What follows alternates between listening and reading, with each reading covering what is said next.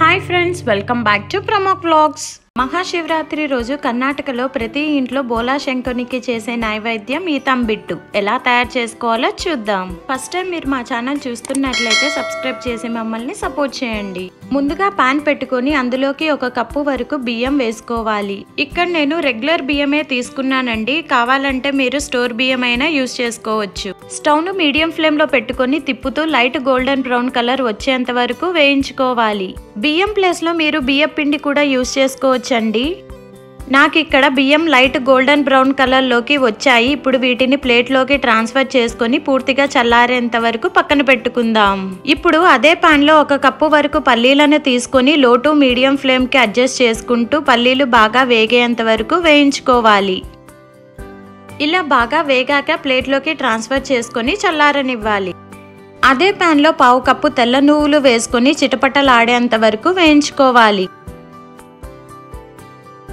ఇలా నువ్వులు చిటపటలాడాక వీటిని ప్లేట్ లోకి ట్రాన్స్ఫర్ చేసుకొని పక్కన పెట్టుకుందాం. ఆ తర్వాత 1/2 కప్పు పుట్నాల పప్పును తీసుకొని వీటిని 1 నిమిషం వేయించుకొని ప్లేట్ లోకి ట్రాన్స్ఫర్ చేసుకుందాం. స్టవ్ ను లో ఫ్లేమ్ లో పెట్టుకొని 1/2 కప్పు వరకు ఎండు కొబ్బరి పొడిని వేసుకొని వేయించుకోవాలి. ఎక్కువసేపు వేయించుకుంటే మాడిపోతుందండి. ఇప్పుడు స్టవ్ ఆఫ్ చేసుకుని పక్కన పెట్టుకుందాం. వేయించుకున్న పల్లీలు చల్లారాక వీటి పొట్టు తీసి దులిపేసి ఇలా తీసుకున్నాను. ఒక ప్లేట్ లో వేయించి పెట్టుకున్న 2 టేబుల్ స్పూన్ల పల్లీలు, 1 టేబుల్ స్పూన్ల పుట్నాల పప్పును తీసి పక్కన పెట్టుకోవాలి. బియ్యం పూర్తిగా చల్లారాయి. ఇప్పుడు మిక్సర్ జార్ లోకి తీసుకొని మెత్తటి పౌడర్ లాగా గ్రైండ్ చేసుకోవాలి. ఇలా మెత్తటి పౌడర్ అయ్యాక ఒక మిక్సింగ్ బౌల్ లోకి వేసుకుందాం. ఇప్పుడు అదే మిక్సర్ జార్లోకి పుట్నాల పప్పు వేసుకొని పౌడర్ చేసుకోవాలి.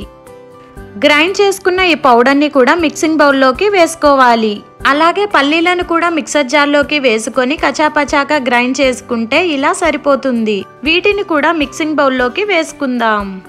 ఇప్పుడు ఇందులోకి వేయించి పెట్టుకున్న నువ్వులు, కొబ్బరి పొడి, తీసి పెట్టుకున్న పల్లీలు, పుట్నాల పప్పు కూడా వేసుకోవాలి. చిటికెడు యాలకుల పొడి కూడా వేసుకొని మొత్తం బాగా కలిసేంత వరకు కలుపుకోవాలి. ఇలా అన్ని బాగా కలిసేటట్టు కలుపుకోవాలి. మీరు పండగ రోజు చేసుకోవడం కుదరకపోతే ముందు రోజు ఇలా పిండిని చేసుకొని స్టోర్ చేసుకోవచ్చండి. అలాగే మిగతా రోజుల్లో అప్పటికప్పుడు హెల్దీగా కూడా చేసుకోవచ్చు. ఒక గిన్నె తీసుకొని అందులోకి 1 కప్పు వరకు బెల్లాన్ని తీసుకోవాలి. అలాగే 1/2 కప్పు నీళ్లు పోసుకొని తిప్పుకుంటూ బెల్లాన్ని కరిగించుకోవాలి. ఇక్కడ నాకు బెల్లం మొత్తం కరిగిపోయింది. ఇప్పుడు వీటిని వేరే పాన్ లోకి ఫిల్టర్ చేసుకుందాం.